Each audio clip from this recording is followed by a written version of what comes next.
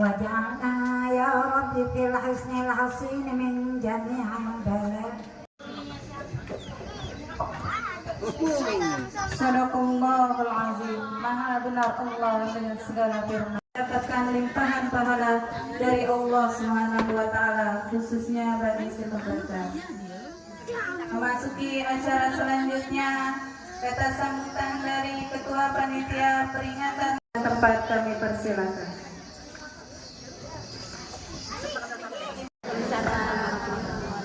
Bismillahirrahmanirrahim. Alhamdulillahirabbil alamin wa bihi nasta'inu ala umuri dunya waddin wa ala alihi ajmain, amma ba'du. Yang saya hormati Ketua Yasin Nurul Yakin beserta anggota, yang saya hormati Bapak RT setempat beserta jajarannya, yang saya hormati Al Ustadz penceramah pada pagi hari ini, dan yang saya hormati bapak-bapak, ibu-ibu, para tamu undangan yang berbahagia. Terutama sekali, marilah kita bersyukur kehadirat Allah Subhanahu wa taala yang senantiasa memberikan rahmat dan hidayahnya sehingga kita dapat bersama-sama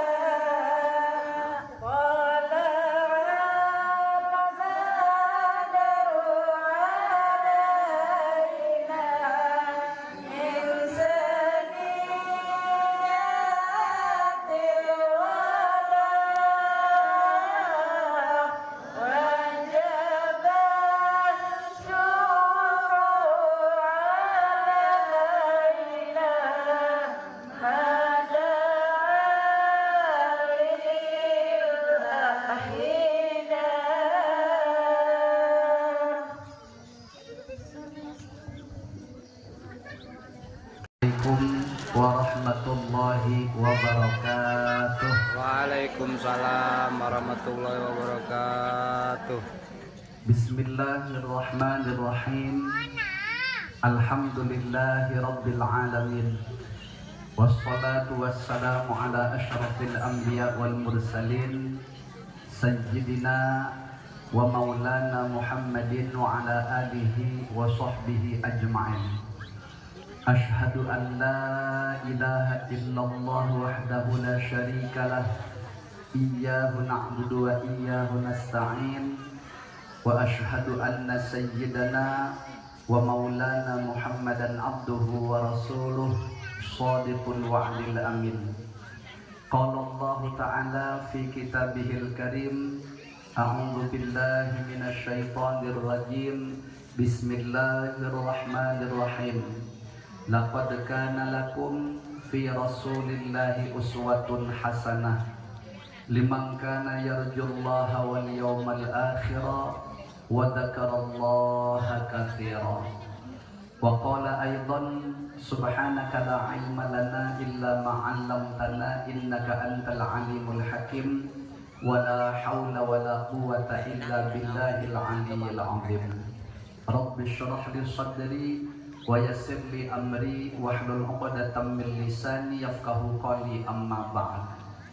Hadratal mukarramin wal muhtaramin yang sama-sama kita muliakan, kepada para alim ulama, tuan-tuan guru yang hadir maupun yang berada di sekitar lingkungan mushola Nurul Yakin, yang sama-sama kita hormati para tetuhar, para sesepuh, wabil khusus kepada Ibu Mariana Septiani SIP Katamso, istri calon wakil bupati Tanjung Jabung Barat, yang alhamdulillah bisa berkumpul bersama-sama dengan kita beserta rombongan. Begitu pula yang sama-sama kita hormati Ibu Ketua Pelaksana peringatan Maulid Nabi besar Muhammad sallallahu alaihi wasallam, bapak-bapak, ibu-ibu, hadirin dan hadirat yang saya mohon maaf tidak bisa sebutkan satu persatu, namun tidak mengurangi hormat dan ta'zim saya kepada semuanya, di mana semuanya saja saya doakan mudah-mudahan senantiasa diberikan Allah panjang umur, fi sihatin wa afiyah, di dalam ketaatan kepada Allah Subhanahu wa taala. Amin. Allah mudahkan seluruh urusan-urusannya, Allah kabulkan segala hajat baiknya, Allah lancarkan rezekinya yang halal dan thayyiban, Allah istiqomahkan menapak di jalan yang diridhoi oleh Allah dan Rasulnya, dan mudah-mudahan semuanya beserta seluruh keluarga senantiasa dilimpahkan Allah keberkahan hidup lahir batin dunia dan akhirat. Amin ya rabbal alamin. Bersyukur kita kepada Allah Subhanahu wa taala yang alhamdulillah senantiasa melimpahkan rahmat, taufik, hidayah dan inayahnya kepada kita semua, sehingga di pagi menjelang siang hari ini atas izin Allah kita diperkenankan untuk berkumpul di mushola Nurul Yakin ini. Tidak lain dan tidak bukan adalah dalam rangka memperingati kelahiran junjungan kita Nabi besar Muhammad sallallahu alaihi wasallam.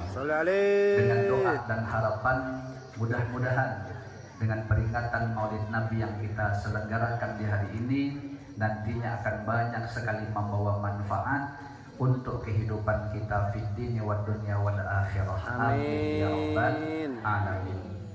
Kemudian salawat dan salam Allah mudah-mudahan senantiasa terhaturkan keharibaan junjungan kita Nabi besar Muhammad sallallahu alaihi wasallam, junjungan kita yang sangat kita harapkan syafaatnya di yaumil qiyamah nanti. Sekali lagi kita berdoa mudah-mudahan kita semua yang hadir di sini kelak akan mendapatkan syafaat dari beliau dan berkumpul bersama-sama dengan beliau di dalam surga. Amin ya rabbal alamin. Bapak-bapak, ibu-ibu, hadirin dan hadirat rahimakumullah. Kita ini, nah di sini mohon maaf sebelumnya saya mungkin tidak secara khusus menjelaskan tentang masalah Maulid Nabi besar Muhammad Sallallahu Alaihi Wasallam, namun saya terlintas untuk menyampaikan sebuah nasihat yang Pak Insya Allah akan sangat baik untuk kita jadikan bahan renungan kita, yaitu tentang masalah kematian. Kenapa? Karena kita ini pasti mati, betul kan? Nah, yang beda tuh dari kita ini cuma beberapa hal yang beda. Apa dia yang beda? Pertama, waktunya. Itu berbeda setiap kita. Bisa siang, bisa malam. Bisa cepat, bisa lambat. Itu tergantung ibu. Ibu kalau ditawarkan pilihan mau cepat apa lambat. Nah, kalau mau cepat saya angkat tangan, mudahan hari ini. Kacau. Ada yang bani kan? Nah, tapi kita pasti mati itu. Yang beda itu paling-paling juga cuman keadaannya. Nah, keadaannya itu ada orang yang meninggalnya itu saat sedang beribadah kepada Allah Subhanahu wa Ta'ala. Jadi ada orang yang sedang beribadah, lagi sholat, ya, sujud, tahu-tahu udah bangun. Kenapa? Selajur. Siapa contohnya? Banyak, ya. Di antaranya yang masyhur itu abahnya Habib Syekh. Siapa namanya? Al-Habib Abdul Qadir. Nah, Habib Syekh, tahu Habib Syekh kan? Oh, Syekh Armania. Abahnya itu namanya Habib Abdul Qadir. Jadi Al-Habib Syekh bin Abdul Qadir As-Segaf. Nah, itu beliau abahnya itu wafat dalam keadaan sholat, sujud, jadi imam di hari Jumat pula. Jadi kumpul kebaikannya. Sudahlah harinya Jumat, padahal siapa yang meninggal di hari Jumat dijamin lepas daripada siksa kubur. Ibu mau meninggal hari Jumat? Mau Jumat nanti ya?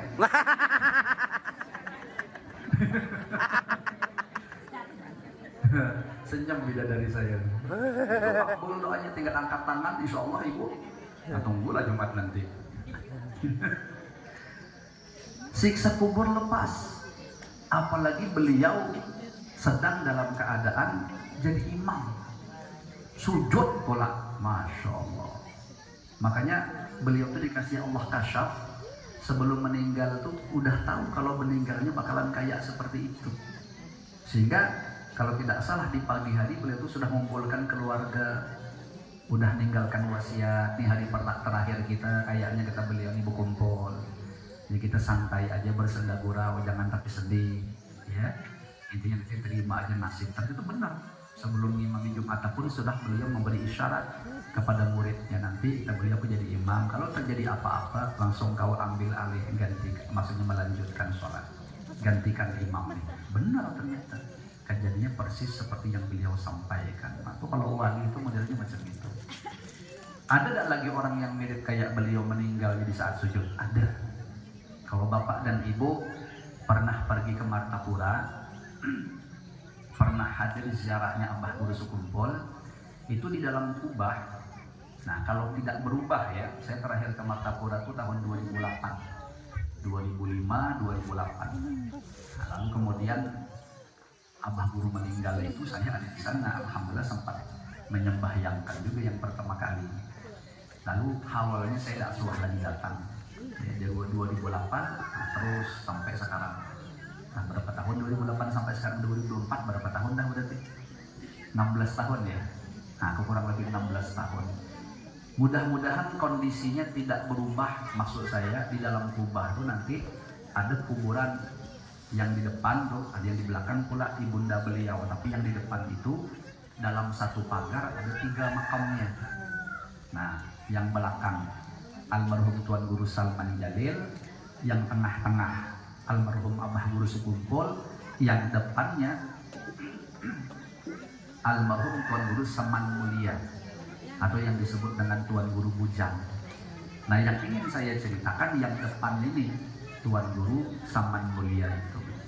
Nah, beliau ini wafatnya juga dalam keadaan sholat, ya. Lagi sholat subuh, di sujud yang kedua, di rokaat yang pertama. Mestinya bangkit, kan habis sujud yang kedua, rokaat pertama kan mestinya masuk bangkit rokaat kedua. Ternyata beliau selanjur tidak bangkit, meninggal dalam keadaan sujud. Sehingga Abah Guru Sukumpul itu mengomentari keadaan beliau itu, beliau mengatakan nih, Tuan Guru Saman Mulia ini minal muqarrabin, termasuk orang-orang yang didekatkan di sisi Allah Subhanahu wa taala. Aqrabu ma yakunu bihil 'abdu min rabbih wa huwa sajid aw kama qala. Sebagaimana sabda junjungan kita Rasulullah sallallahu alaihi wasallam, paling dekat-dekatnya keadaan seorang hamba dengan Tuhannya itu adalah di saat seseorang itu dalam keadaan sujud. Jadi paling dekatnya kita dengan Allah itu adalah saat kita sujud. Kenapa? Karena di saat itulah paling rendahnya keadaan kita, sehingga anggota tubuh kita terhormat yang paling mulia yaitu kepala kita letakkan di lantai, bahkan posisinya lebih rendah dari pantat kita. Betul kan? Ada tak orang sujud pantatnya lebih rendah dari kepala? Ada ya. Mesti kepalanya lebih rendah dari pantatnya. Nah, di saat itulah hendaknya kita memohon kepada Allah, berdoa setelah membaca bacaan tasbihnya sujud. Apa bacaan tasbih sujud? Subhana rabbiyal a'la wa bihamdi. Udah baca 3 kali, maka tambahi pula dengan berdoa dengan segala hajat. Ya tentu yang bagus itu hajat agama, hajat akhirat ketimbang hajat dunia. Abah Guru Sukumpul menganjurkan kalau bisa mendoakan kedua orang tua kita. Jadi habis subhana rabbiyal a'la wa bihamdi, tambahi rabbil firli wal walidayya warhamhuma kama rabbayani shaghira. Berapa banyak? Kalau bisa 3 kali. Kalau tidak bisa 3 kali, baca sekali. Lain riwayat beliau menyatakan yang dibaca setelah subhana rabbiyal a'la wa bihamdi adalah membaca ihdinas siratal mustaqim. Ihdinas siratal mustaqim sehari semalam berapa kali kita baca? 5. Sibuk berhitung. Sehari semalam 17 kali itu minimal. Soalnya jumlah rakaat sholat ada 17. Apabila melebih berarti melebih rakaatnya tuh. Apabila berkurang berarti berkurang bola rakaatnya. Tidak boleh lebih, tidak boleh kurang. Itu yang wajib. Ya, karena kalau sudah bahasa wajib, sholat wajib itu pasti paten sudah aturan mainnya. Tidak boleh ditambah. Jangan memandai-mandai. Aku nih katanya supaya banyak pahalanya aku tambahin lah subuh jadi 3 rakaat. Abu mual karanya. Iya, tidak mau dia kalau sudah barang paten, tidak mau dilebih-lebihkan. Tetap jumlahnya sedemikian itu.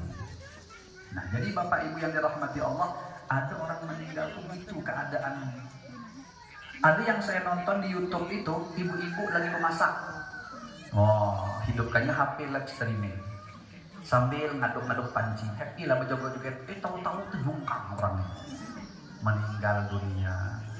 Ada juga ibu-ibu yang sedang di mall milih barang di rak-rak tuh, berjalan-jalan di rak-rak, sekali menjangkau barang langsung geblak juga, jatuh juga. Ya? Nah, jadi keadaan orang meninggal itu bisa berbeda-beda. Nah, yang jelas, yang satu cuma menjadi harapan kita semua yang hadir di sini, mudahan kita tuh walaupun waktunya beda, keadaannya beda, mudahan statusnya satu, yaitu husnul khotimah. Amin ya rabbal alamin. Syukur. Kalau bisa pula kita berharap mudahan husnul khotimahnya diizinkan kita sebelum meninggal dunia itu bisa mengucapkan kalimat thayyibah la ilaha illallah. Mati kita, alhamdulillah kalau memang bisa mengucapkan itu. Kenapa? Karena jelas berarti kita termasuk penghuni surga. Soalnya junjungan kita Rasulullah Shallallahu Alaihi Wasallam menyatakan, "Mangkana akhiru kalamihi la ilaha illallah dakhala jannah." Siapa yang kata-kata terakhirnya adalah la ilaha illallah, mati masuk surga. Kalau bahasa Abah Guru Sukum Kuduk, langsung nyaman kata beliau. Apa maksudnya langsung nyaman? Maksudnya masuk surganya itu bighairi hisab, tanpa hisab. Jadi orang bangkit dari kubur, tidak ada ceritanya berkumpul di padang mahsyar, lalu dihisab, ditimbang, mizan maksudnya, lalu kemudian nanti harus melewati Shiratal Mustaqim, itu tidak ada. Jadi bangkit dari kubur, saat langsung melesat menuju surga. Wah, itu kalau bighairi hisab itu macam itu. Ya, mau tidak meninggal macam itu? Mau, alhamdulillah. Saya punya amalannya itu. Dibilang ringan, belum tentu juga kalau Allah beri kasih kemudahan, mudah. Jadi dibilang payah, ya belum tentu juga. Yang penting itu Allah ngasih pertolongannya. Kalau sudah bahasa amal sulit apapun, kalau Allah yang memberi pertolongan pasti mudah. Tapi semudah apapun segala urusan, kalau Allah tidak di pertolongan pasti payah. Jadi kata kuncinya itu ada di pertolongan Allah. Ini saya punya dua amalan deh. Kalau ibu bapak mau meninggal dunia dalam keadaan jelas husnul khatimah, mati masuk surga tanpa dihisab, maka di situ digambarkan dia ketika bangkit dari kubur itu langsung dikasih sayap. Oh, kayak film X-Men. Langsung tumbuh sayap, melesat ke surga. Itu sampai malaikat penjaga surga aja bingung melihatnya. Ya, kau siapa nih kata nongol datang saja. Ya, kami ini umatnya Rasulullah. Tadi dari kubur kan? Iya. Tidak ada ya buku kumpul dihisab. Tidak ada. Ditimbang amal? Tidak ada juga. Digelar buku catatan? Tidak juga.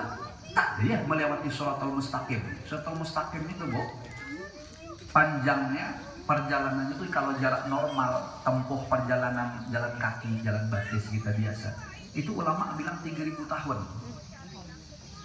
Jadi bentuknya itu naik, datar, turun. 1000 tahun naik, 1000 tahun datar, 1000 tahun turun. Itu perjalanan normal. Jadi kata mereka, tidak ada ya melihat itu. Tidak ada. Kami pokoknya bangkit dari kubur, kasih sayap terbang, langsung sampai di sini. Waduh, kata malaikat, umat Rasulullah, iya. Nah, kalau boleh tahu amalannya apa?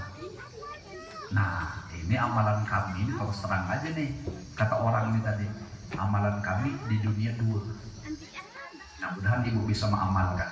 Amin. Tapi yang mau dilihat potongan muhanya sepayah.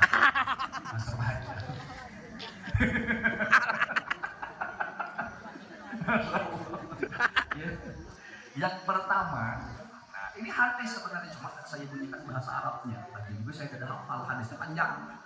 Nah, yang pertama, jadi saya ringkas aja. Amalan kami, kenapa bisa mendapat kemuliaan masuk surga macam ini? Yang pertama adalah kami tuh kalau di rumah sendirian di dalam kamar, kami tidak wani bermaksiat kepada Allah Subhanahu wa Ta'ala. Nah, itu amalan. Makanya saya bilang tadi berat minta ampun. Kita ini payah bilang kan kalau di depan orang bodoh. Kita macam manusia suci kayak malaikat yang sempurna, ada bisi dosa. Soalnya di rumah surangan macam hantu kelakuan kita, berubah jadinya. Nah, kita wanian, ya, jadi wani-wani melawan Allah Subhanahu wa Ta'ala, wani ninggalkan perintah. Kadang-kadang kita mohon maaf lahir batin di rumah sendiri bisa kita wani ninggalkan sembahyang, betul? Nah, pas musimnya puasa bisa kayak ada puasa kita. Betul. Macam lemas apa nih, sekali dalam, masalah 2 kali nafkah makan. Ya. Nah, apalagi misalnya mohon maaf lahir batin, kalau kita di depan orang menjaga pandangan kita supaya tidak bermaksiat. Sekali di dalam rumah, sekali sendirian, wani kita melihat sesuatu yang dilarang oleh Allah Ta'ala. Betul? Betul. Nah, hanya tadi belum bilang berat amalan ini. Tapi sebenarnya kalau Allah memberi pertolongan, menjadi ringan. Nah, jadi berhati-hati kita bermaksiat sendirian. Ini ada cerita nih. Saya dapat cerita ini saya temukan di dalam syarah kitab Sulamut Taufik. apa namanya? Sarahnya. Selom topik yang ngarang siapa? Yang tahu ngarang kitab Selom Topik saya kasih hadiah. Mak santri ini, kalau yang ibu-ibu sama bapak-bapak ada can nggak bisa jawab. Ya. Nah, apalagi ibu calon wakil bupati jelas nggak bisa jawabnya.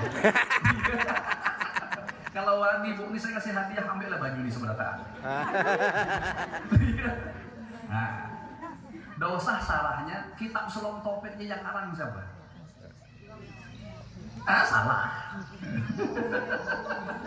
Yang ngarang Selom Topik Al-Habib Abdullah bin Husain bin Tahir bin Muhammad bin Hashim Ba'alawi.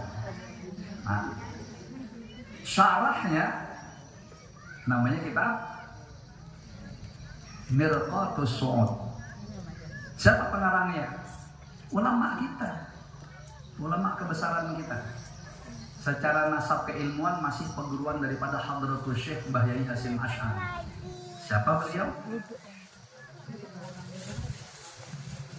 Ayo, Syekh Muhammad Nawawi bin Umar Al-Jawi Al-Bandari. Nah, di dalam kitab Mirqatus Su'ud diceritakan ada seorang ulama berangkat naik haji. Sampai di Mekah, beliau tawaf. Namun rupanya di saat tawaf itu beliau menyaksikan satu pemandangan yang aneh. Ada bapak-bapak bergantung di kiswah. Tahu kiswah? Tahu? Kiswah itu kelambu Ka'bah yang warnanya hitam. Nah, macam inilah terpal nih. Dia kalau kita dulu yakin diselimuti kiswah juga. Terpal warna biru. Kalau Ka'bah itu kirang warnanya, namanya kiswah. Jadi ada bapak-bapak bergantung di kiswah itu sambil berdoa. Doanya itu cuma sebutin, tidak diganti-ganti. Apa doanya? Kalau di bahasa Indonesia kan, ya Allah matikan aku dalam keadaan Islam. Itu cuma yang dibacanya. Boh, kalau bangsa kita diberi Allah kesempatan bisa ke Mekah, panjang doa kita, betul kan? Wah, segala macam kita pintar. Nak sugihnya iya, sehat iya, belaki gagah iya juga, banyak banget pokoknya. Ya, nah ini dah. Ya Allah, matikan aku dalam keadaan Islam, matikan aku dalam keadaan Islam. Itu cuma doanya. Sekali ulama nih, mungkin doanya itu cuma tuh sekali putarnya cuma putar ulama nih tawaf. Sekali dekat bapak tuh dengar itu lagi doanya. Sampai habis 7 putaran doanya cuma itu. Karena penasaran ulama nih, akhirnya didekati bapak tuh kan. Kalau bahasa kita ngobrol, Pak, ini mohon maaf lahir batin ya Pak, aku 7 kali tawaf pernah putar-putaran Ka'bah nih, aku dengar bapak ini berdoa itu cuma sebiji. Kenapa Pak? Nah, kata beliau menjawab, wahai ulama, andaikan pian tuh mengetahui keadaan aku, pasti pian akan memaklumi apa doaku cuma itu. Jadi jawab sama ulama tadi, emang kenapa keadaan pian Pak? Nah, jadi aku nak kisah nih tadi. Wahai ulama, aku nih punya abang. Abang aku nih, kalau bahasa kita ditungkang nih, jadi kaum. Ya, muadzin, tukang adzan selama 40 tahun. Nah, kan luar biasa tuh. Namanya orang kalau sudah bahasa adzan pasti selajur sembahyang berjamaah. Ada nggak suara terdengar ada kaum adzan langsung bulik? Nggak ada kan? Itu artinya 40 tahun sembahyangnya berjamaah. Namun apa yang terjadi di saat abangku ini mau wafat, orang berkumpul. Ini kan banget kan keluarga kumpul, tetangga kumpul. Jadi kata abang aku tuh Pak, tolong ambilkan Quran. Wah kami senang dengarnya, wah hebat abang nih. Sudah anak mati aja masih nak baca Quran juga. Persangkaan awalnya macam itu. Sekali Quran diberikan, diangkatnya Quran itu langsung dia bilang, saksikan kalian semua aku berlepas diri dari Quran. Langsung mati kafir. Padahal 40 tahun tukang adzan sholat berjamaah. Nah, tugas ini dilanjutkan oleh adiknya. Artinya yang nomor 2. Ini kan yang berpisah, ini yang nomor 3 kan. Nah, yang nomor 2 tuh sama mengikuti jejak abangku yang pertama, menjadi muadzin juga, tukang adzan juga, jadi kaum juga. Cuman agak sedikit berkurang waktunya. Kalau yang pertama tadi 40 tahun, ini yang nomor 2 ini 30 tahun. Ternyata di saat abangku yang nomor 2 ini mau meninggal dunia, dia pun juga melakukan hal yang sama kayak abang yang pertama, yaitu di saat orang lagi berkumpul dia minta diambilkan Quran. Nah kami sudah kata-katir nih, waduh mak, mudah-mudahan jangan kayak dulu lagi nih, mudah-mudahan ini asli dibaca betul nih Al-Quran nih. Ternyata kekhawatiran itu terwujud juga. Setelah Qurannya dipegang, langsung dia bilang, saksikan semuanya, aku juga berlepas dari Al-Quran ini. Mati juga imbah tuh, mati kafir. Nah jadi kata yang berkisah nih, wahai ulama, ini nih yang ku takutkan. Ya, aku tidak mau minta macam-macam, yang ku minta sih kok cuman mudahan aku mati dalam keadaan Islam, jangan sampai nasib aku kayak abang-abangku tuh. Nah ulama ini mendengar kisah itu terdiam beliau. Kok aneh ya kata beliau, kok abang pian tuh seperti itu. Ini pasti ada sesuatu nih yang dia lakukan mungkin menyala, yang orang lain tidak tahu. Nah coba kalau boleh buka-bukaan kata ulama tuh, jujur aja apa yang digawi dia. Nah ternyata disampaikan menjadi pelajaran bagi kita semua. Benar wahai ulama, abang aku tuh kalau sudah dia berdua tuh, nah dia melakukan dua maksiat yang orang tidak ada yang tahu, makanya orang nyangka semua baik. Ya orang semua tuh nyangka itu baik, orang solih, payahlah hilangkan istilahnya gitu. Tapi aku sebagai adiknya, kami serumah tahu betul apa yang dia gawi di rumah kalau sudah dia berdua. Nah, maksiat pertama yang dia gawi itu adalah dia menyukai amrat. Tahu amrat? Amrat itu laki-laki gagah. Kalau buat zaman sekarang ini ada istilah LGBT. Nah, menyukai sesama jenis. Homo. Homo. Kalau perempuan lesbi namanya dah. Nah, yang kedua yang dilakukan dia, maksiat dia yang dilakukan diam-diam adalah dia tuh kalau sudah berkumpul butuh hobi mengorek-ngorek aib kekurangan orang lain. Kalau bahasa kita hobi nyambati orang, hobi menggunjing orang, hobi membongkar aib orang. Nah ini kata ulama, kalau macam itu jawabannya wajar saja. Walaupun saya hebatnya dia beribadah, namun ujungnya bakalan mati model kayak gitu. Kenapa? Karena dua maksiat tadi dia lakukan, yaitu LGBT, kemudian yang kedua adalah suka mengungkai aib orang lain. Bisa dipaham ceritanya? Paham. Lengkap dengan jelas? Jelas. Sudah jelas buat apa saya sambung ceramah saya. Mari kita tutup. Lanjut boleh? Boleh. Tadi saya sebut amalnya ada berapa? 2. Yang diceritakan baru 1. Yang kedua, kata orang yang masuk surga berdua hisab tadi. Yang kedua amal kami adalah kami sangat ridho, sangat rela dengan sedikit pembahagian dunia yang Allah berikan kepada kami. Nah, istilah bahasa agamanya qanaah. Jadi hidupnya qanaah. Kami tidak ada sibuk-sibuk. Kalau Allah ngasih kami sedikit, kalau ngasih banyak tuh siapa yang tidak ridho? Pasti semuanya ridho.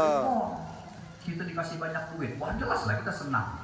Ini tidak, kami tuh ridho, kami tuh qanaah jika dikasih Allah sedikit. Macam mana batasan ridho atau qanaah? Dengan bagian sedikit, tidak pernah bahaya-hayal pengen minta lebih.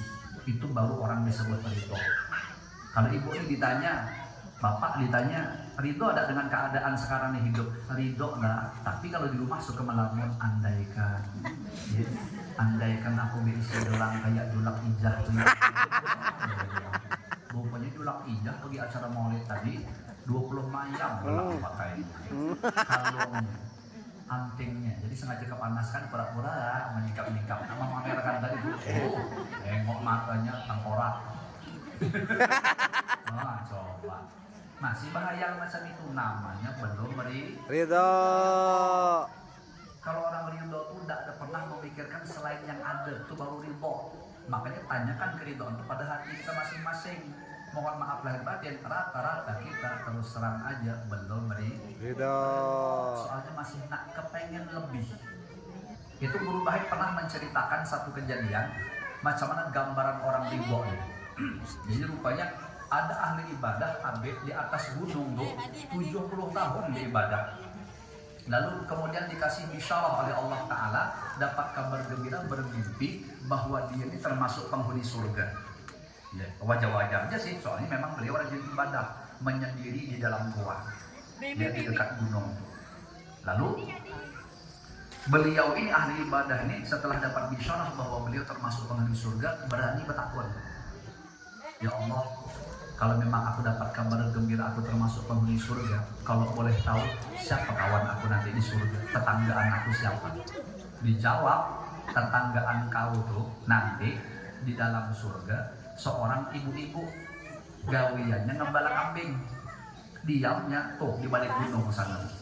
Penasaran beliau, apa yang terjadi? Sasahi aku nak tahu siapa orangnya. Pergi beliau berjalan ke balik gunung. Ternyata memang di balik gunung itu ada padang luas, padang yang hijau, rumput-rumput, banyak orang gembala kambing.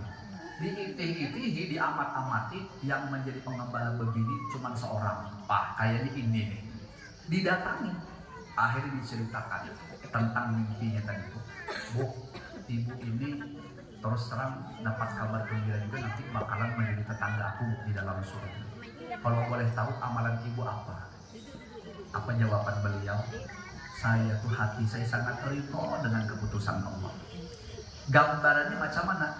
Saya tuh Pak, kalau lagi sakit tidak pernah berdoa minta sembuh. Kalau saya lagi susah, saya tidak pernah minta supaya Allah mengalihkan keadaan saya. Saya gembala gini nih, kepanasan, saya tidak pernah berdoa, ya Allah andaikan nyamannya ada awan yang menaungi. Kalau lagi hujan, tidak ada saya minta supaya hujan berhenti. Ibaratnya macam itu, baru disebut ridho. Lah kalau kita jelas banyak nolaknya. Asal mati lampu pasti berkuriak supaya hidup. Bahkan yang menyumpahi PLN lagi yang nggak tahu benar. Betul kan? Macam mana ridho macam itu. Kalau garing, payahlah bilang kan. Kita kalau garing pasti berhimat doa sembuh. Ya betul. Oh ya Allah, tolong ya Allah sembuhkan. Aman kada sembuh juga kalau bisa tolong transfer ke tetangga ya Allah biar bagi-bagi. La haula wala quwata illa billah. Doa kita model macam itu, makanya kita payah kena ridho. Nah padahal amalnya tadi kalau mau hisab 2. Apa amalan tadi yang pertama? Tidak maksiat di kala sendirian. Yang kedua, ridho dan qanaah, ya kan? Nah, dengan sedikit pemberian Allah Subhanahu wa ta'ala. Mudah-mudahan kita diizinkan Allah diberi kemudahan bisa mengamalkannya. Amin. Nah, tadi saya di belakang pula, di depan tadi bercerita tentang masalah kematian. Syukur-syukur tadi, mudah-mudahan tanda kematian husnul khotimah kita bisa ditandai dengan mengucapkan 2 kalimat syahadat. Namun kata ulama, tidak semua orang diizinkan bisa mengucapkan kalimat itu. Kalau dalam diri kita ada beberapa hal, maka dijamin kita tidak akan mampu mengucapkan kalimat itu. Makanya di forum yang mulia ini kita renungkan, jangan sampai pada diri kita ada sesuatu yang menghalangi diri kita bisa mengucapkan kalimat tersebut di akhir hayat kita. Apa penghalangnya? Ini kalau penghalang ini ada pada diri kita, dijamin tidak bakal bisa kita mengucapkan kalimat itu. Apa dia? Pertama, orang yang tidak akan mampu mengucapkan kalimat itu apabila berstatus hukukul walidaini, yaitu durhaka kepada kedua orang tua. Nah, makanya di sini kita yang hadir di sini melainkan pasti statusnya adalah anak, betul? Betul. Kita punya abah, kita punya mama. Nah, kalau abah mama kita masih hidup, maka usahakan berbakti kepada beliau dengan sekuat tenaga. Cara bakti itu 2 cuman, kata ulama. Berbakti sama orang tua itu 2 cuman. Pertama, senangkan hati beliau. Yang kedua, jangan bikin sakit hati. Itu aja. Caranya macam mana terserah. Ya, menyenangkan hati orang tua. Ngasih duit, ngasih makanan, sering kunjungi beliau, pijit-pijiti beliau. Kalau beliau menyuruh cepat kita laksanakan. Jangan membantah. Nah, itu pasti menyenangkan hati beliau. Makanya apa bahagian yang bisa kita amalkan? Mainkan. Kalau tidak mampu semuanya, ambil sebahagian. Di Tungkali saya ada kagum dengan seseorang yang saya tahu persis. Dan saya terus terang saya tuh agak ngiri sama beliau tuh. Ngiri ini maksudnya giptoh, bukan ngiri hasad tuh bukan. Giptoh tuh masih kepengen kayak beliau tuh, cuman jelas saya tidak sanggup. Apa dia amalan orang tuh? Amalan orang tuh setiap minggu ngasih abah mamanya duit 2 juta. Nah, saya mengamalkannya karena memang kondisi saya tidak mampu. Di sini pun andaikan bapak dan ibu berduit lebih daripada dia, saya yakin lebih sugih pun banyak di sini. Tapi nak ngamalkan macam itu tidak sembarang orang kalau tidak dibuka Allah hatinya. Betul nggak? Betul. Banyak orang sugih zaman sekarang tidak peduli sama orang tuanya. Bahkan di Tungkal juga saya saksikan ada anak 1 juta tidak diantar-antarkan. Celakanya lagi sampai mamanya meninggal tidak mau ngantar ke kuburan. Saya ketemu orang model kayak begitu. Ya. Padahal orangnya berduit, orangnya kategori sugih, purun dia macam itu. Mudahan di sini tidak ada yang model kayak begitu. Karena saya amati tidak itu statusnya kayak anak durhaka. Saya amati memang mohon maaf ujung-ujung susah gitu. Nah itu jadi bahan pelajaran berharga. Nah yang tadi yang awal ini yang saya kagum 2 juta seminggu, sebulan berapa? Ayo coba yang biasa hobi berhutang tuh bisa kan lagi 8 juta setahun. Mulai. Saya senang lihat ibu ini kalau sudah berpikir. Ada yang memang berpikir, ada yang cak-cak berpikir gitu kan, macam takunya belum berpikir. Padahal ini kepala 96 juta. Ini jelas per minggu. Belum kalau ada momen-momen hari besar. Kalau hari besar contohnya seperti hari Asyura. Tradisi masyarakat kita di Tanjung Jabung Barat ini, utamanya di kota Kuala Tungkal, banyak berborong-borong barang, betul kan? Lihat hari Asyura tuh, ada yang borong garam sekarung, ya bujur kan? Ada yang borong baskom. Kalau dia nih tadi beli emas, itu berapa puluh mayam, sekian mayam itu dihadiahkan kepada mama. Waduh, saya bilang hebat amalan orangnya. Saya kepengen seperti itu, cuman keadaan. Akhirnya saya gunakan cara lain kalau saya pribadi. Macam mana caranya? Kalau saya karena nggak bisa ngasih duit, saya kalau sudah mengunjungi abah sama mama lu, kan saya ini alhamdulillah humoris, ya, suka bercerita berkelakar. Jadi kadang-kadang saya abah sama mama itu saya gurauin. Kalau sudah beliau tersenyum tuh wah bahagia hati saya. Iya, kan orang tua ini kadang-kadang terungut beliau, dia sedih beliau kalau anak cucu tak datang.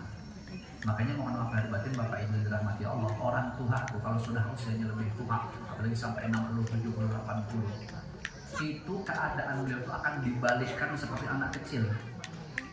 Dalilnya mana? Dalam surah Yasin ayat 68. Tolong bacakan. Wah, sibuk semuanya melalui dari awal. Yasin wal Qur'anil Hakim. Nah, cari ayat 68. Saya kasih bantuan. Huruf pertamanya wa. Ayo. Tidak tahu. Tidak tahu. Saya kasih bantuan lagi huruf kedua. Man. Waman. Oh, masih sibuk juga berpikir. Kalau saya lanjutkan, insya Allah semuanya bisa nyambung. Waman nu'amirhu nunakishu fil khalqi afala ya'qilun. Barang siapa yang kami panjangkan umurnya, maka akan kami kembalikan asal kejadiannya. Orang kalau sudah tua, maka kejadiannya akan berbalik seperti kekanak halus. Makanya itu kalau ada percaya. Anak kecil itu bisa tidak makannya cara keras? Kalau orang sudah tua, bisa tidak makannya cara keras? Tidak bisa. Sampai sekarang saya pernah ketemu ada nenek-nenek makan kerikil, tidak suami. Nah, kan? Nah. Anak kecil kalau berjalan berkakak, apa namanya, berpegang-pegang. Ya, orang tua berjalan macam mana? Berpegang-pegang, dituntun, betul. Nah ini yang paling penting terakhir. Anak kecil paling bahagia dimanapun dia main kalau dia saksikan ada abah mama di dekatnya. Betul. Maka kalau orang sudah tua, yang paling membahagiakan beliau kalau menyaksikan anak cucunya berkumpul dalam keadaan akur. Dalam keadaan akurnya harus, kalau berkumpul berkelahi terus minik. Jadi berkumpulnya tapi akur. Makanya ada pepatah Jawa mengatakan mangan orang mangan sing penting. Oh betul. Orang Balar itu anaknya banyak lagi, puluhan, belum lagi cucunya. Kalau sudah berkumpul kumpul, ya Allah, senang betul abah mama menyaksikannya. Walaupun makan seada-adanya, pucuk ubi cuma diculik sama sambal belacan, ada 2 kali, ya Allah, itu menghadap ke dinding, mi Tuhan lalu kata terlihat, ya ke dinding bang soalnya. Nah, tapi bahagia hati itu. Jadi Bu, Pak, kalau pengen menyenangkan hati orang tua, sering jenguk beliau. Alhamdulillah, abah mama saya itu masih hidup. Nah, jadi kami punya jadwal. Saya kalau sudah ngajak berkunjung ke rumah abah sama mama, pasti saya ajak bidadari saya. Dia benar. Kalau sudah ngasih apa, itu dia yang saya suruh. Misalnya saya nak ngasih duit misalnya, justru yang saya suruh ngasih itu istri saya. Nah, supaya apa? Supaya kami jangan beda-bedakan antara orang tua saya sama orang tua dia. Kalau sudah urusan duit kami tidak diberikan-ekenan. Ini tinggal diandak aja di atas dompet tuh. Mau saya ngambil, mau ngasih ke orang tua saya, dia kan ngambil, ngasih ke orang tuanya, ambil. Ujungnya macam mana? Bismillah, rezeki dari Allah tuh maha kaya. Jadi kami tidak pernah istilah kata orang tua bersembunyi duit, tidak ada, kami fair-fairan aja. Makanya istri saya tuh senang gitu punya laki kayak saya ini. Oh, laki kayak saya ini ditungkangi limited edition. Sombong tidak, tapi nyari kayak saya payah, langka. Kayaknya habis apa deh. Habis saya. Nah, makanya aku untung biar nggak dapat laki kayak saya. Cuma saya nggak ada lagi harapan, sudah habis sepak mudah. Wah, 19 tahun kami nekah. Tanya dia, pernah tidak di saya maki? Kalau berkelahi itu, wah saban malam saya kacak dia. Tapi kalau berkelahi, mau nyumpah, tanya, tidak ada suara. Pernah ada dia saya cakek sampai leher itu bergeser. Tidak ada suara. Ya. Kalau saya marah, dia tahu. Macam mana marahnya saya? Diam. Nah, takut istri saya tuh.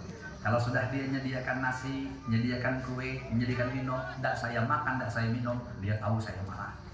Marah saya itu diam. Waktu biasanya ya, kalau saya masuk kamar, saya tidur berabah, padahal saya pura-pura tidur aja tuh. Ya, itu langsung dia nyusul masuk kamar, kuncinya lama. Langsung dia bersimpuh di kaki saya. Bener nih, ini bisa diterapkan oleh bapak dan ibu yang ada di sini, terutama ibu-ibu. Lakukan kepada suami ibu. Itu biasa dia bersimpuh, langsung dia minta maaf. Bang, aku minta maaf atas segala kesalahan. Kalau bisa tolong beritakan aku salahnya apa. Baru saya kasih tahu, kau tuh salah gini-gini tadi. Ya, kau menyalahi begini-begini. Bukan gak pernah kami berkelahi, bukan gak pernah kami ribut, tapi gayanya macam itu bertengkarnya. Nah, diam. Lalu saya biasanya tangan saya ini diletakkan di kepalanya. Ya. Nah, supaya apa tadi? Supaya dia kalau sudah saya bilang, abang ridho tak? Ridho, saya bilang, oh bahagia, langsung diikutnya saya kuat-kuat. Iya biasanya, ini sebenarnya cerita rahasia. Ini kan belum cukup umur.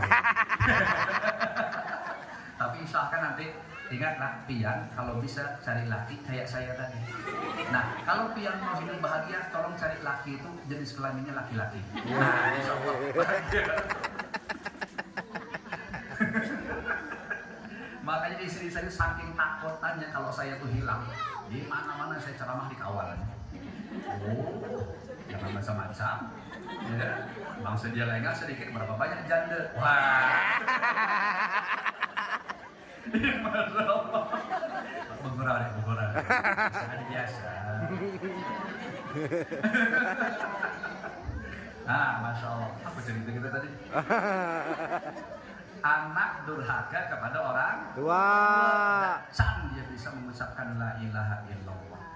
Nah, makanya tadi sekali lagi bikin bakti kepada orang tua tuh. Bikin senang, macam mana caranya, jangan bikin susah. Saya terserah nih, Bapak dan Ibu dirahmati Allah, termasuk tips. Saya amati ya, kalau saya ada masalah itu saya kunjungi abah sama mama, bercerita-cerita, beliau senang, keluarlah dari rumah tuh. Alhamdulillah, perasaan saya tuh solusi itu kayak terpampang di hadapan. Dari pengamatan saya berkali-kali sudah selalu ada solusi yang Allah berikan kepada saya setiap saya mendapatkan satu masalah. Jenguk, kunjungi orang tua, bikin beliau senang. Yang paling sering itu biasa saya beli lauk. Nah, kami berdua nih, dek cari lauk dek, pasang ayam, ikan apa, telepon dulu mama, nah, makan apa siang nih, udah banyak gitu, baru kita makan sama-sama di sana, makan sesamaan. sambil bergurau. Asal mama tuh senyum tuh udah aman. Balik dari rumah tuh, insya Allah solusi langsung Allah berikan. Nah itu manfaatnya kalau bapak dan ibu masih punya orang tua. Waduh kalau gitu Ustaz saya tidak punya lagi harapan kayak gitu. Kenapa abah mama saya habis sudah meninggal semuanya? Berarti habis ya saya berbakti kepada orang tua. Masih ada caranya. Bagaimana caranya? Kata Imam Abdullah bin Alawi Al-Haddad di dalam kitab beliau yang bernama Sabilul Ibtikar, kalau abah mama kita sudah meninggal dunia, maka lakukan 3 hal. Pertama yang harus kita lakukan adalah mendoakan kebaikan. Apa dia doa kebaikan? Banyak. Di antaranya, ya Allah, terimalah amal ibadah abah mama. Doa kebaikan namanya. Di antaranya lagi, ya Allah, luaskan kubur beliau, terangi dengan cahaya. Ya Allah, jadikan kubur abah mama seperti taman-taman surga. Makanya banyak guru kita kalau berdoa tahlil itu, Allahumma ja'al kuburahum rawdatan min riyadil jannah. Ada yang rawdatan min riyadil jannah. Ayo ada apa juga. Kalau ya jinan sampokannya biasanya wala taj'al kuburahum hufratan min hufarin niran. Ya Allah, jadikanlah kubur beliau itu seperti taman-taman surga, dan janganlah engkau jadikan kuburnya seperti jurang-jurang neraka. Itu namanya doa kebaikan. Kalau bisa hafal macam itu. Yang kedua, kata Imam Haddad, yang harus dilakukan kalau abah mama sudah meninggal dunia adalah istighfar, selalu memintakan ampunan atas dosa-dosa beliau. Nah itu tadi yang kita ceritakan di awal. Kalau sembahyang itu Rabbil firli wali walidayya warhamhuma kama rabbayani shaghira, dibaca 3 kali di saat sujud. Kalau tidak dibaca, sekurang-kurangnya habis sembahyangnya. Nah kalau saya pribadi terus terang amatilah saya kalau jadi imam atau saya mimpin doa, mesti Rabbil firli itu pada dulu saya letakkan. Makanya hati saya kadang-kadang tuh agak miris nengok ustadz, kiai, tuan guru imbah sembahyang 5 waktu, berdoa panjang 3 kilo. Sekali diiti-iti, doanya dan lalu-lalu muatan untuk mendoakan abah sama mama. Wah dalam hati saya, anak macam mana model kayak begini. Padahal bapak ibu yang dirahmati Allah, segala hajat kita tuh kata ulama tersimpan di dalam doa kedua orang tua itu. Tidak ada percaya, saya mau tanya. Kita nih hidup pasti ingin berkah, betul? Betul. Cari keberkahan itu tidak bakal ditemukan kalau kita tidak mendoakan kedua orang tua. Jadi sebenarnya ungkapannya sederhana, Rabbil firli wali walidayya warhamhuma kama rabbayani shaghira. Justru dengan doa itu keberkahan kita dapatkan. Pian boleh bercermin pada diri sendiri atau mengamati orang, cari orang yang tidak suah mendoakan abah mamanya, lalu kita temukan hidupnya berkah. Tidak mungkin. Makanya santri utamanya berdoa macam mana aja supaya diberi Allah pemahaman. Allahumma rzuqna ilman nafi'an, misalnya bla bla bla bla bla bla bla, tapi abah mama ada didoakan, percuma saja. Ya, doakan abah mama berkahlah ilmu pian. Hidup nak lancar rezeki, kelancaran rezeki juga didapat dengan mendoakan abah sama mama. Makanya banyak orang-orang yang bermati-matian mencari rezeki, pontang-panting memporsir waktu, dari pagi nyambung sampai ke sore, mencari lagi sampai ke tengah malam. Ayah hidupnya. Kenapa? Rupanya tidak pernah mendoakan abah sama mama. Luput kalau macam itu.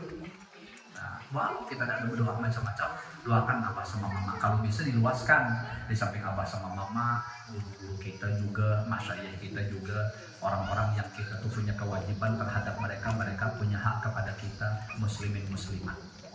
Makanya saya senang doa itu saya luaskan. Kalau biasa saya minta ampun doanya, nanti akan saya bacakan.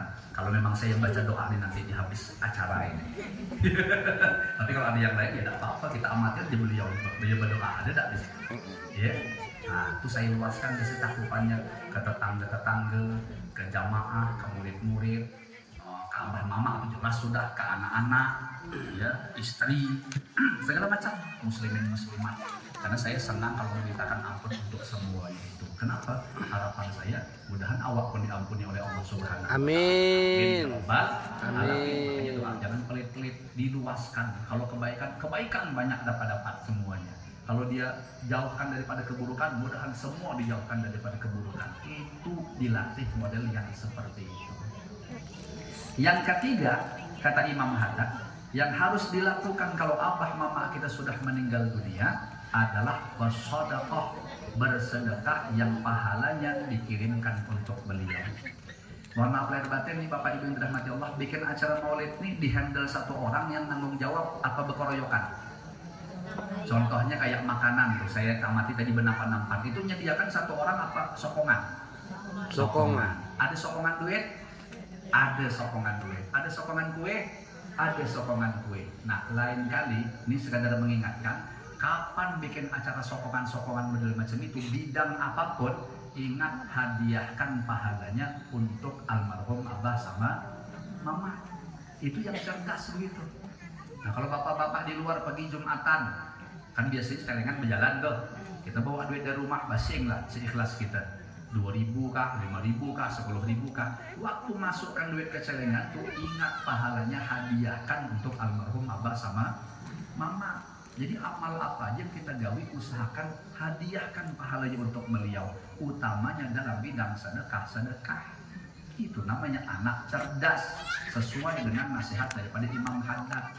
Jangan khawatir, bukan berarti kita menghadiahkan, ya Allah, aku hadiahkan sedekahku untuk almarhum abah sama mama, lalu habis pahalanya kepada beliau, kita sama sekali kosong luput. Badan dan macam itu. Allah itu maha dermawan. Jadi pahala umpama kita sedekah tadi pahalanya 100.000, pahala 100.000 itu Allah beri kepada abah mama kita. Allah bikin 100.000 yang baru, yang masuk pula dalam buku catatan amal kita. Jadi istilahnya sampai ke sana, sampai ke kita pun alhamdulillah didapat. Nah, jadi makanya tuh jangan pelit-pelit menghadiahkan sedekah untuk almarhum abah sama mama. Bisa dipaham? Paham. Dalam bidang apapun. Tambahan satu lagi, kalau bahasa di dalam kitab I'anatul Talibin, siapa pengarang kitab I'anatul Talibin? Itu pengarang kitab Fathul Mu'in. I'anatul Talibin Sayyid Bakri, yang terkenal dengan Sayyid Bakri namanya Syekh Abu Bakar Syafo. Nah, itu harus diingat.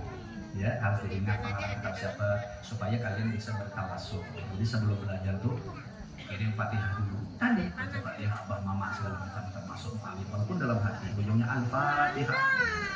Insya Allah nanti kalian punya irtibat, punya hubungan batin yang kuat dengan beliau. Beliau paham dengan kiat, insya Allah ilmu kita berkah dan manfaat. Jadi ingatlah Bapak Ibu yang dirahmati oleh Allah Subhanahu Wa Taala, kalau status kita sebagai anak durhaka, jangan bermimpi bisa mengucapkan la ilaha illallah.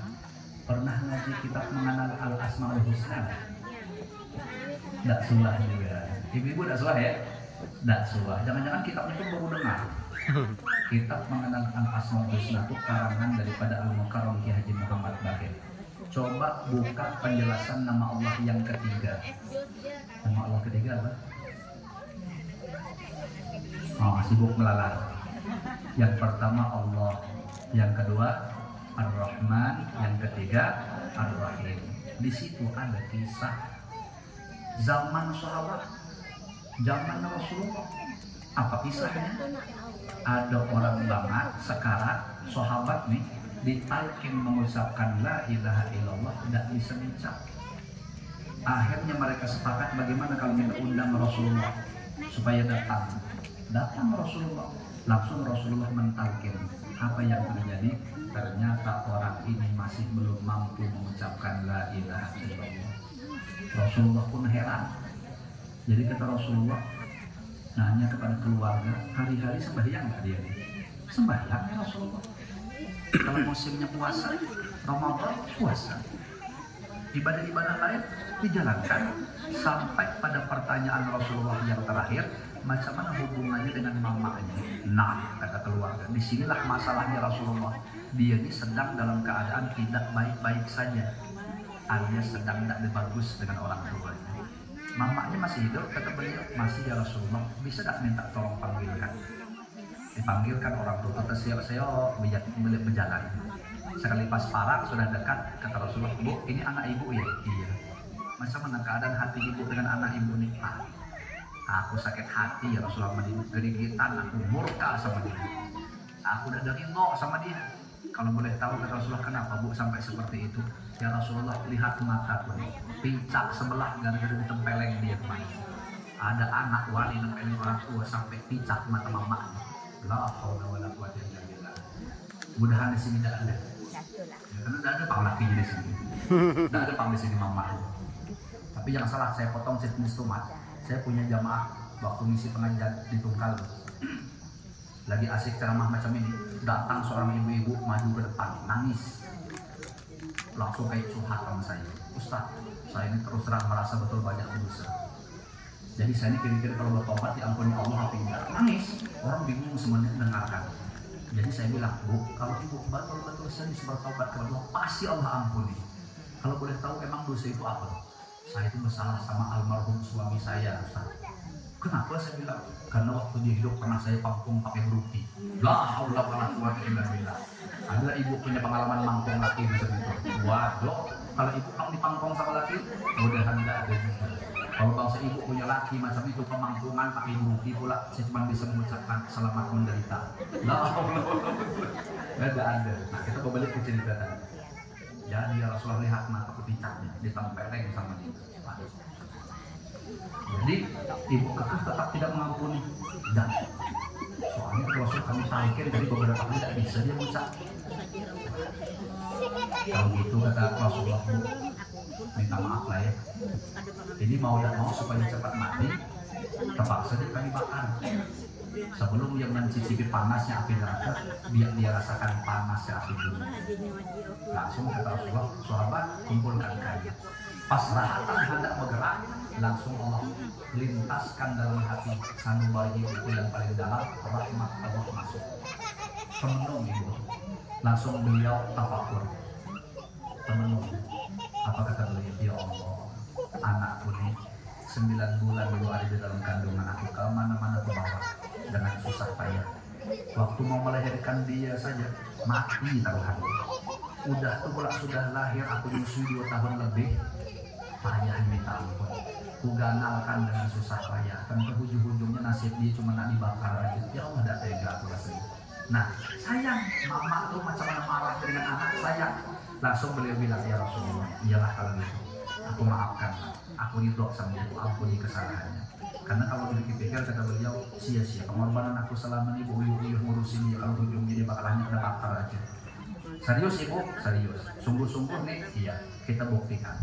Langsung Rasul dekati lagi laki-laki itu, ditalkinkan beliau mengucapkan La ilaha illallah. Ternyata bisa diucapkan.